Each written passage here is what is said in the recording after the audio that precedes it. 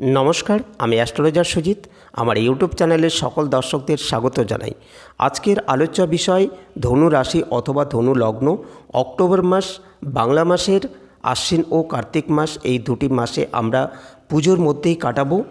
বিজয়া দশমীর পর থেকে 13ই কার্তিক পর্যন্ত কেমনভাবে কাটাবেন, হাতে কতটা অর্থ আসবে, কতটা ব্যয় বৃদ্ধি করবে, সেভিংস হবে কিনা, ঝামেলা অশান্তি কোর্ট কেস অ্যাক্সিডেন্ট ভাড়া এই সমস্ত কিছু এই মাসে থাকছে কিনা, সেই সাথে থাকবে নাক্ষত্রিক আলোচনা ও প্রতিকার প্রতিবিধান। তাই পুরো আলোচনাটি মন দিয়ে শেষ পর্যন্ত শুনবেন। ভিডিওটি কখনো টেনে টেনে শুনতে যাবেন না। আমার আলোচনাটি একটু লং হতে পারে, আপনাদেরকে ভালো রাখার জন্যই খুঁটিনাটি সমস্ত তথ্য তুলে ধরা হয়েছে। তাই আমার আলোচনাটি ভালো করে বুঝুন আর সেই মতো করে পরিকল্পনা করুন, তাহলেই ভালো থাকতে পারবেন। আর যারা আমার চ্যানেলে নতুন করে যুক্ত হয়েছেন সেই সব ব্যক্তিদের উদ্দেশ্যে রিকোয়েস্ট করছি, আপনারা চ্যানেলটিকে সাবস্ক্রাইব করুন, তার সাথে সাথে বেল আইকনটিকে প্রেস করুন। এছাড়া পরিবারে কোনো রকম সমস্যা থাকলেই আমার সাথে কনসাল্ট করতে পারেন। তবে আমার কাছে ভাগ্য বিচার করতে হলে শুল্ক লাগু থাকবে, অর্থাৎ টাকা বুকিং করতে হবে। চলুন আজকের মূল এপিসোড এখান থেকে শুরু করা যাক। মূল বিষয়বস্তু শোনার আগে প্রত্যেকে একটি করে লাইক দিন।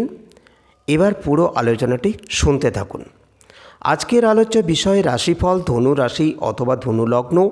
অক্টোবর 2025 সাল বাংলা মাসের আশ্বিন ও কার্তিক মাস।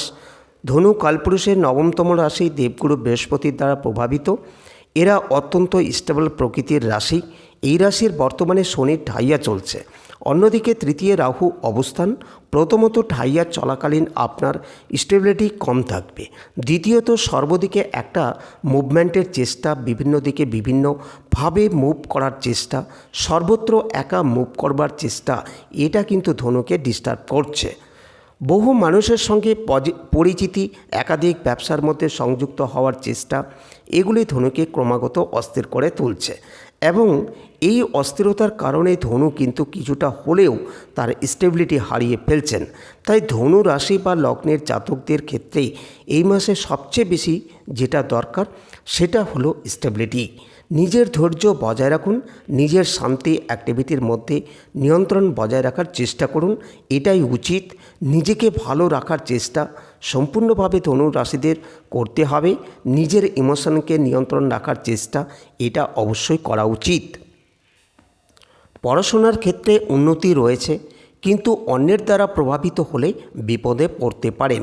হাতে কাঁধে আঘাতপ্রাপ্তির সম্ভাবনা রয়েছে। যদি কারো জন্মছকে চতুর্থে শনি থাকে কিংবা তাদের ব্রিদিং প্রবলেম থাকে বা শ্বাসকষ্টের সমস্যা থাকে, চতুর্থভাবে চন্দ্র যদি শনিদিষ্ট অবস্থায় থাকে, তাদের কিন্তু বুকের সমস্যা, হৃৎপিণ্ড সংক্রান্ত সমস্যা, শ্বাসকষ্টের সমস্যা, অ্যালার্জি, অ্যাজমা এগুলি মারাত্মকভাবে আক্রান্ত হওয়ার সম্ভাবনা রয়েছে। সুতরাং এই সময় খুব ভালো নয়। নিজের শরীর, নিজের জন্মকুণ্ডলী এগুলি খুব ভালো করে অ্যানালাইসিস করা দরকার, না হলে কিন্তু আপনি সমস্যায় পড়তে পারেন। সঠিক পরিকল্পনা, সঠিক সিদ্ধান্ত চয়ন আপনাকে সঠিক জীবন উপহার দিতে পারে, কিন্তু অন্যথায় আপনি ভুল সিদ্ধান্ত নিয়ে ফেলতে পারেন। জটিলতা নিজের ভুলের কারণেই বাড়িয়ে ফেলতে পারেন। ধাপে ধাপে নিজের লক্ষ্যের দিকে এগিয়ে যাওয়ার চেষ্টা এটা করা যেতে পারে। পড়াশোনার ক্ষেত্রে যথেষ্ট উন্নতি রয়েছে, তবে কিছু কনফিউশন থাকতে পারে। বিশেষ করে ইনস্টিটিউট সিলেকশনের ক্ষেত্রে এই সমস্যা কিন্তু দেখতে পাওয়া যাবে। মানসিক দিক থেকে কিছুটা চাপ আসতে পারে এবং এই চাপের কারণে পারিবারিক দিক থেকে পড়াশোনা ছেড়ে অন্য কোনো প্রফেশনে যুক্ত হওয়ার সম্ভাবনা সৃষ্টি হতে পারে। বেশ কিছু মানুষকে এই সময় পড়াশোনা বন্ধ করে চাকরির দিকে যেতে দেখতে পাওয়া যাবে। আবার বেশ কিছু মানুষ তারা পারিবারিক সমস্যার কারণে পারিবারিক ব্যবসায় যেতে শুরু করবেন। হঠাৎ করেই বাবার শরীরটা খারাপ হয়ে গেল এবং তার ফলে বাবার ব্যবসাটা আপনাকেই নিতে হলো। এই ধরনের ঘটনা ধনুর ক্ষেত্রে ঘটতে দেখতে পাওয়া যাবে। মায়ের শরীর স্বাস্থ্য নিয়ে দুশ্চিন্তার কোনো কারণ নেই, বরঞ্চ শারীরিক অবস্থার উন্নতি আমরা লক্ষ্য করতে পারব। মাতৃসূত্রে কিছু প্রাপ্তি যোগের সম্ভাবনা এটা লক্ষ্য করা যায়। নতুন চাকরি প্রাপ্তির সংযোগ খুব পরিষ্কারভাবে লক্ষ্য করতে পারব। এই মাসে শুক্র নিচস্থ হচ্ছেন, কিন্তু ধনুর দশমে ষষ্ঠপতি শুক্র তিনি দশমেই অবস্থান করছেন। স্যাটিসফ্যাকশন না থাকলেও জব স্যাটিসফ্যাকশন থাকবে। নিজের কেরিয়ারের গ্রোথ খুব স্পষ্টভাবেই দেখতে পাওয়া যাবে। ব্যবসার ক্ষেত্রেও মোটামুটি ডেভেলপমেন্ট দেখতে পাওয়া যাবে। 18ই অক্টোবর থেকে বৃহস্পতি তিনি অষ্টমে প্রবেশ করছেন। এই সময় আয় বাড়বে, বড় বিপদ থেকে রক্ষা পাবেন, কিন্তু এই ক্ষেত্রে খেয়াল রাখতে হবে আগে বিপদ পরে বিপদ থেকে মুক্তি। তাই বিপদটাকেই এড়িয়ে চলার চেষ্টা করতে হবে। কখনো কখনো রাজনৈতিক সক্রিয়তা দেখতে পাবেন এবং সেখানে উন্নতি লক্ষ্য করতে পারবেন। বাড়ি পরিবর্তনের সংযোগ রয়েছে। মায়ের শরীর স্বাস্থ্য নিয়ে কিছুটা দুশ্চিন্তার মধ্যে পড়তে পারেন।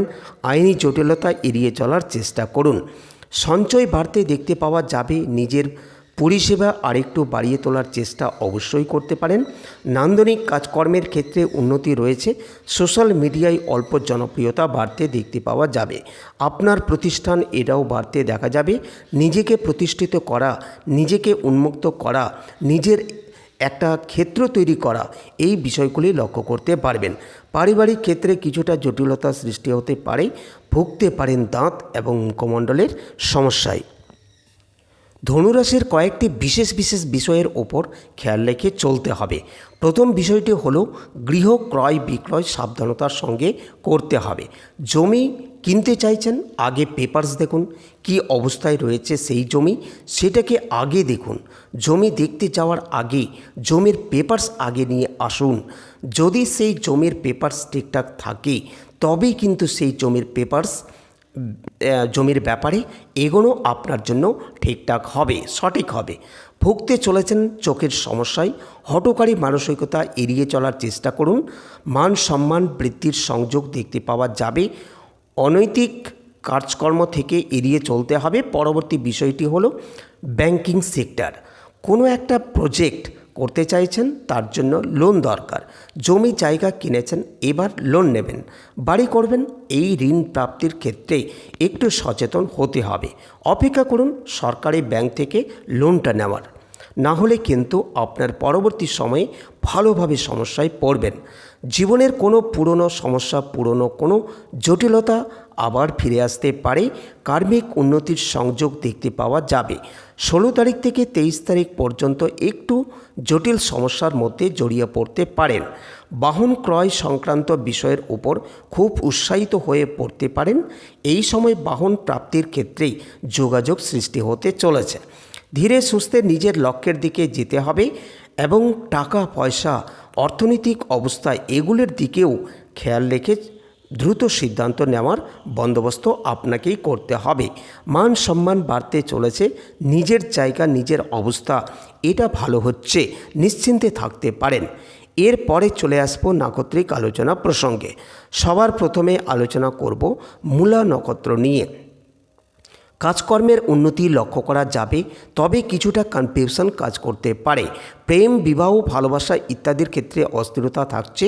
আঘাত প্রাপ্তির সম্ভাবনা রয়েছে, সেটা প্রতিনিয়ত যাতায়াতের ক্ষেত্রে হতে পারে। কোমরের যন্ত্রণায় আপনি কষ্ট পেতে পারেন। পুরনো সমস্যা, পুরনো শত্রুতা থেকে নিজেকে দূরে সরিয়ে রাখুন। কর্মচারীদের সঙ্গে কিছু জটিল সমস্যায় আপনি জড়িয়ে পড়তে পারেন। প্রিয় ব্যক্তির শরীর স্বাস্থ্য নিয়ে সাবধানতা অবলম্বন করা উচিত। টাকা পয়সা নিয়ে কোনো ক্ষেত্রে অস্থির হয়ে উঠতে পারেন। মায়ের কারণে কিছু অস্থিরতা বাড়তে পারে। আপনার মা আপনার বিরুদ্ধে কথাবার্তা বলছেন, এই ঘটনা আপনার জীবনে ঘটতে পারে। ভুগতে চলেছেন চোখের সমস্যায়। নতুন চাকরি প্রাপ্তির সংযোগ অনেকটাই বেশি। বিদেশ যাত্রা এবং বেড়াতে যাওয়া অত্যন্ত পজিটিভ হবে। এর পরবর্তী নক্ষত্র পূর্বাষাঢ়া নক্ষত্র। গৃহ সংক্রান্ত উন্নতির সংযোগ রয়েছে। বাস্তু সমস্যার সমাধান সূত্র বেরিয়ে আসবে। নতুন প্রেমে জড়াতে পারেন। আবার পুরনো প্রেম, পুরনো সম্পর্ক, সেখান থেকেও জটিলতা সৃষ্টি হতে পারে। বাড়ি পরিবর্তনের সংযোগ দেখতে পাওয়া যাবে। গোপন শত্রুতা আপনার অস্থিরতার কারণ হয়ে উঠতে পারে। ফাটকা টাকা পয়সা উপার্জনের ক্ষেত্রে কিছু সমস্যার সৃষ্টি হতে পারে। বাড়িতে আসতে পারে নতুন কোনো অতিথি। কর্মক্ষেত্রে কিছু যোগাযোগ আসতে পারে। বাড়িতে কিছু ছোটোখাটো সমস্যার কারণে বাইরে কিছু অশান্তি সেটা বাড়িতে প্রবেশ করতে পারে। কন্যা বা মেয়ের স্বাস্থ্যের উন্নতি ঘটবে, বিয়ের কথাবার্তা ফাইনাল হতে দেখতে পাওয়া যাবে। নতুন চাকরি পাওয়ার ক্ষেত্রে সুযোগ অনেকটাই বেশি, পেশাগত ক্ষেত্রে কিছুটা অস্থিরতা সৃষ্টি হতে পারে। হাঁটুতে পুরনো কোনো যন্ত্রণা আপনাকে আবার ভোগাতে পারে। সুতরাং ধনু রাশি এবং তার 3 নক্ষত্র সম্পর্কে সাধারণ আলোচনা আপনাদেরকে শোনালাম। এবার কয়েকটি বিশেষ কথা ধনুকে খেয়াল রেখে চলতে হবে। 3 তারিখ থেকে 17 তারিখ পর্যন্ত যে কোনো বিজনেস ডিল হতে চলেছেন এবং পজিটিভ হতে চলেছে। 17 তারিখ থেকে 23 তারিখ পর্যন্ত অর্থনৈতিক চাপে পড়তে পারেন, তবে এই সম্পর্ক ঠিকঠাক করা যেতে পারে।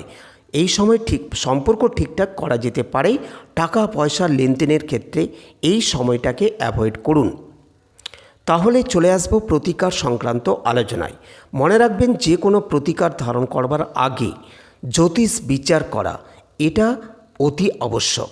কারণ আপনার হতে পারে ধনুরাশি, আপনি প্রতিকার ধারণ করছেন বৃহস্পতির জন্য, কিন্তু বৃহস্পতি আপনার ক্ষেত্রে দ্বাদশে বা অষ্টমে অবস্থান করে রয়েছেন এবং সেই বৃহস্পতির অধিপতি রাহুর সঙ্গে সম্পর্ক স্থাপন করে রয়েছে।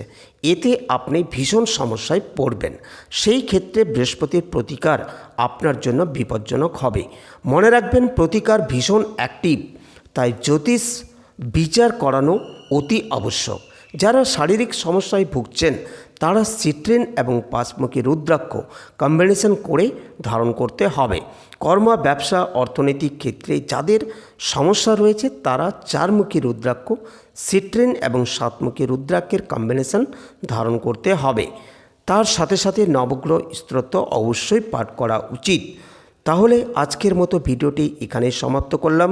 ভালো থাকবেন সকলে। ভিডিওটি শেষ পর্যন্ত শোনার জন্য অসংখ্য ধন্যবাদ।